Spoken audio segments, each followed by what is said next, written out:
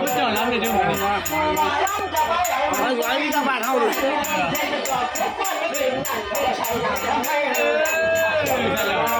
มาล้ำเลย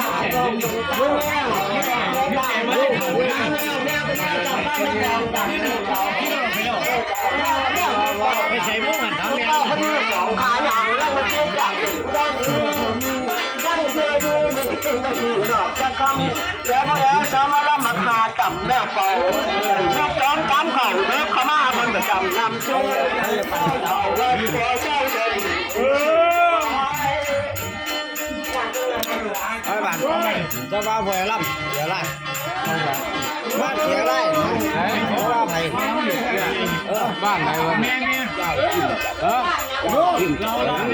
บ้านไหนพิมพ์ใจเทียมบ้านใช่นี่ดีบ่เดี๋ยวนี้ปานนั่นกินเนี่ยพิมพ์ใจบ้านได้ต่อยของงานเบาทำไม่เฉยเนี่ย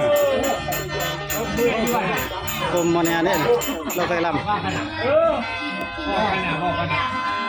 เชื่อเคยเห็น